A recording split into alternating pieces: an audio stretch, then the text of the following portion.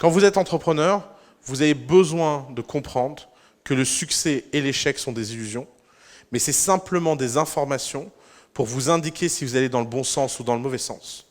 Mais que votre niveau de paranoïa doit toujours rester élevé, parce que soit l'échec ne vous donne une information sur le fait que vous allez dans le mauvais sens, soit le succès vous donne une information que vous allez dans le bon sens. Mais peut-être que ce bon sens, il est capé et qu'il va falloir changer les choses fondamentalement. Peut-être que cet échec, il est temporaire et il va y avoir quelque chose au bout du tunnel. Et ce que vous ne pouvez pas enlever, c'est votre courage personnel.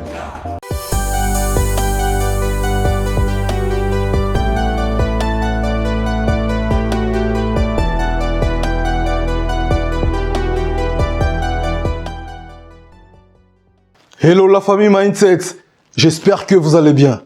Vous savez, la réussite n'est pas une ligne droite. La réussite est un chemin parsemé des épines, des échecs, des découragements. Parmi ces découragements, nous avons le découragement, la faiblesse, le regard des autres. Tous ces paramètres font partie de tes épreuves. Et la différence entre ceux qui réussissent, ce type de personnes sont motivés, sont courageux et sont déterminés. Ces trois paramètres feront la différence, mes amis. Vouloir ou pas, vous restez déterminés, vous restez motivés, vous restez courageux et la réussite n'aura pas d'autre choix que de venir vers vous. Le chemin de la réussite est parsemé des épreuves qu'il faut comprendre. Et tout ça font partie des informations. Regardez bien cette vidéo de Oussama Hamar et vous allez comprendre que le chemin de l'entrepreneuriat n'est pas facile, mais ça vaut la peine d'être vécu. Je te retrouve en bas dans le commentaire et on se voit prochainement pour une nouvelle vidéo. Ciao! Bienvenue dans ce nouvel épisode de Anyone Can Scale. Aujourd'hui, on va parler d'un couple un peu mystérieux, un couple qui fait beaucoup parler de lui. C'est le couple succès-échec. Alors le succès et l'échec, c'est les deux destinations de l'entrepreneuriat que personne n'a jamais vues. Pourquoi? Parce que je pense que l'échec et le succès sont des illusions. Je ne pense pas qu'il est possible de définir objectivement ce qu'est un échec, et je ne pense pas qu'il est possible de définir objectivement ce qu'est un succès. L'échec, c'est une abstraction qui tente de donner un nom à un phénomène qui s'appelle le découragement. Qu'est-ce que c'est l'échec pour un entrepreneur? C'est le fait de ne plus avoir le courage d'avancer. Donc l'échec, ce n'est pas un phénomène objectivable. La plupart du temps, les startups ne font pas faillite parce que quelqu'un vient débrancher la prise et vous demande d'arrêter de travailler. En général, les startups font faillite parce que les fondateurs abandonnent. D'ailleurs, la différence entre une start-up en faillite et une start-up pas en faillite, elle repose uniquement sur la détermination, le courage et la motivation des fondateurs. Et il n'y a pas de petits échecs et de grands échecs. Il y a des gens qui abandonnent au bout d'une semaine parce qu'ils se disent que ce n'est pas pour eux. Il y a des gens qui abandonnent au bout de 15 ans parce qu'ils sont au bord du rouleau et qu'ils n'en peuvent plus. Donc évidemment, l'échec, ce n'est pas quelque chose qu'on peut quantifier. Il n'y a pas des petits échecs, des gros échecs. C'est un peu comme la douleur. Par exemple, disons que je me coupe un doigt, d'accord, et que le doigt tombe, et quelqu'un vient me voir et me dit « Bon, ça va, t'as pas perdu la main ». Ça manque un peu d'empathie quand même. Et évidemment, dans l'instant, quand vous vous coupez le doigt, votre douleur et l'importance de cette douleur, elle est centrale. Vous êtes le centre du monde, et vous ne pouvez vous concentrer que sur cette douleur. Maintenant, c'est la même chose si vous perdez votre bras, et puis c'est un peu la même chose quoi qu'il vous arrive. Il n'y a pas d'échelle dans la douleur. Il est très très dur de dire à quelqu'un qui souffre de quelque chose, de le faire relativiser. D'ailleurs, quand les gens sont tristes, il y a des gens qui leur disent « ça va, t'es pas dans un... » Ma mère, quand j'étais petit, elle me disait toujours « t'es pas dans un pays en guerre ». Ok. Et alors étant donné que je ne comptais pas y aller, donc je ne vois pas où est le problème. Et en fait, la centralisation de nos émotions et le fait qu'on soit tourné vers nous-mêmes, c'est un phénomène naturel et qui s'exprime dans notre rapport à l'échec. D'ailleurs, il s'exprime aussi dans notre rapport au succès. De la même façon, le succès, c'est quelque chose qui se définit que de façon réflexive. Pour savoir si vous avez du succès ou si vous n'en avez pas, la seule chose que vous pouvez faire, c'est de le voir vis-à-vis de vous-même. Par exemple, je me souviendrai toute ma vie de ma première semaine à San Francisco. La première semaine que j'ai passée à San Francisco de ma vie, je me suis rendu compte que tout le monde était déprimé parce que tout le monde se sentait comme un gros loser. Et grosso modo, leur benchmark local, c'est que le moindre mec qui a fait une boîte a l'impression d'être un loser parce qu'il n'est pas Zuckerberg. Et qu'il est fort probable qu'il connaisse quelqu'un qui connaît Zuckerberg. Donc Zuckerberg n'est pas une figure abstraite à laquelle vous pouvez vous référer comme quelque chose d'inaccessible. Non, c'est le type, c'est votre voisin, et votre voisin, il est beaucoup plus successful que vous.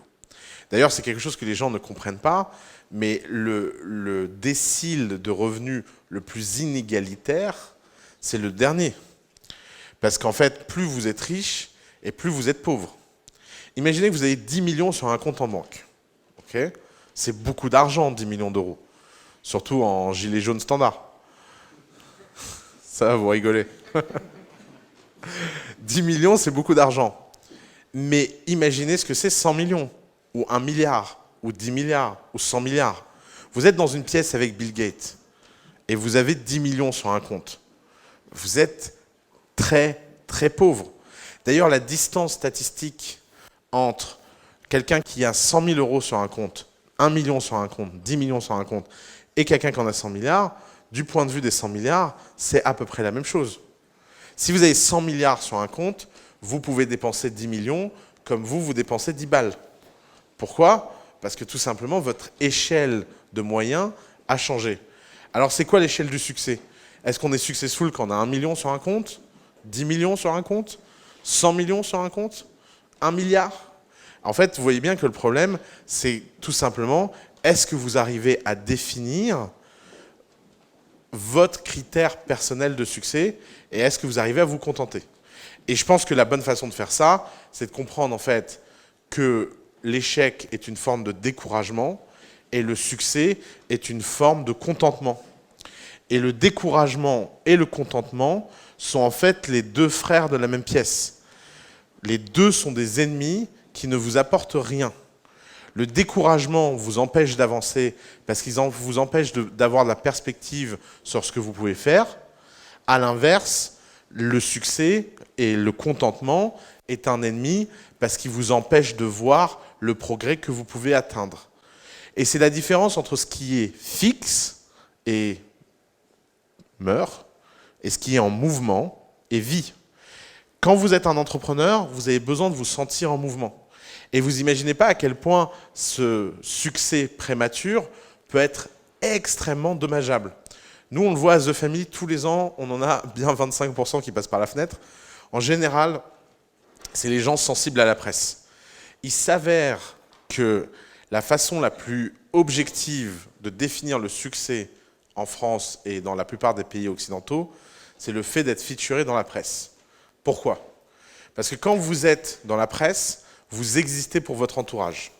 Pour une raison assez obscure que je ne m'explique pas, les gens pensent que les journalistes ont la moindre info pertinente pour définir le succès des gens. Et donc, qu'est-ce qui se passe quand vous avez un article de presse ? Les gens vous félicitent. Les gens vous acclament. Les gens vous envoient des messages d'amour.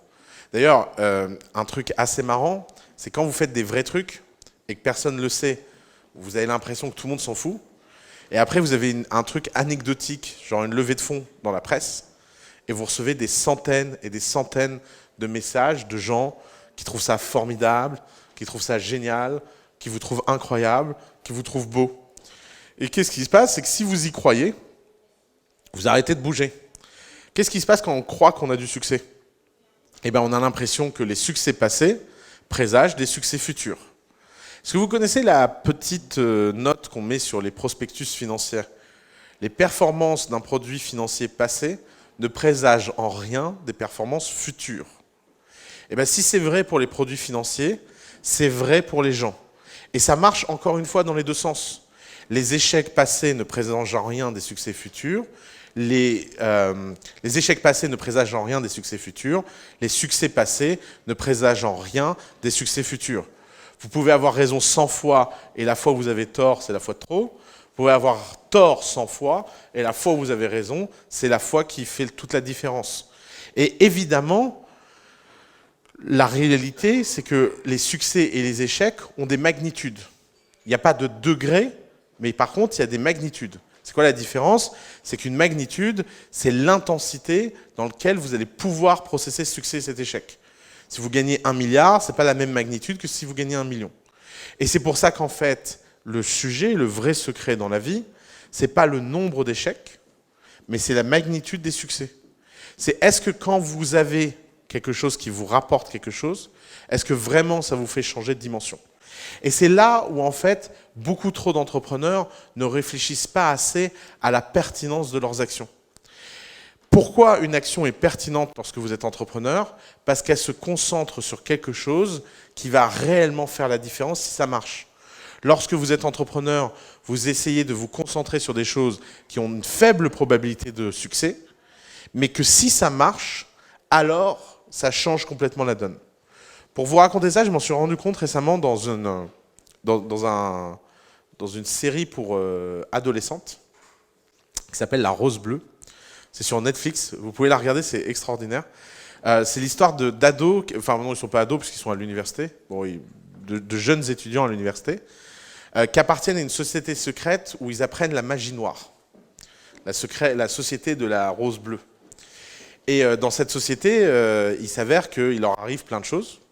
Et à un moment, il y a deux personnages qui parlent l'un avec l'autre. Et il y a un personnage qui dit à l'autre, figure-toi qu'apparemment, il y aurait un loup-garou sur le campus.